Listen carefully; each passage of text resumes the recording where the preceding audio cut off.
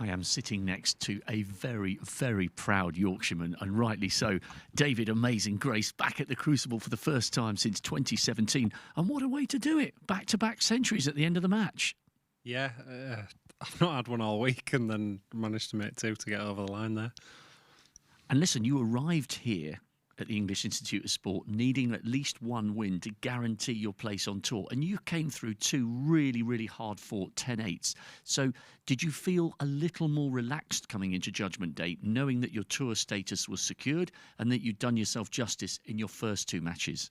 Yeah, I think so. Obviously, if you'd have offered me winning my first match, whoever it was against, I think I'd have had to take it because it's everything being in the 64 or going to Q School next month. So, yeah, I finished that game off actually really well against Sean O'Sullivan. Made 2-1 visits, and then yeah.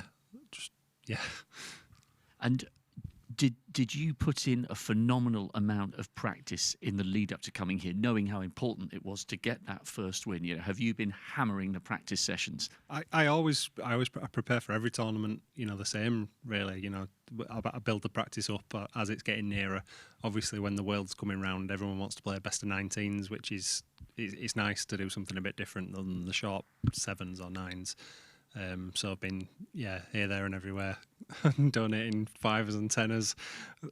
Everybody's been sticking tons up me in practice, but yeah, it must have done me some good. Well, let me show you some of these great shots that you produced towards the end.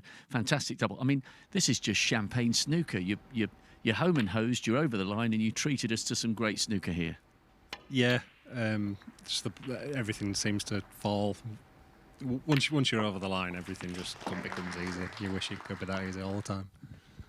And listen, I can't believe it's 8 years since you had that phenomenal run to the semis in York, and you brought a lot of supporters with you there from Leeds, and you've had some time away from the professional ranks, and you've come back in, and you gave us a glimpse that the talent was still there with a run to the semis in Northern Ireland. But in terms of your overall achievements, how close is this to the top of the pile to get back to the Crucible for a second time 6 years after your debut? It's really special to get to the Crucible.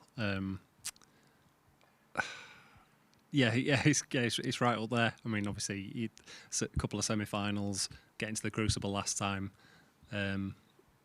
It's brilliant.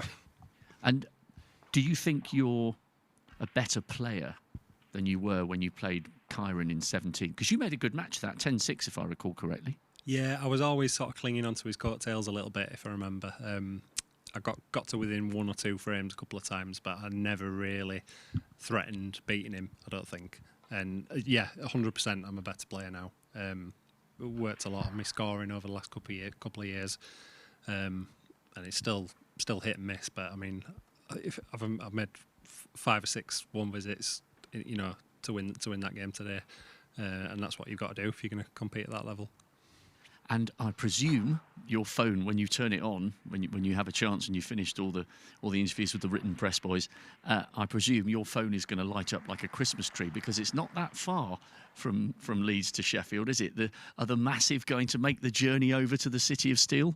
Yeah, there'll be a few after tickets and stuff. So I'll have to sort obviously everyone that's come this week, and I've had really good support, even just the qualifiers, and few people coming down for the first time, which is nice, and all the usual suspects: my mum and dad, and my wife and mother-in-law, and yeah.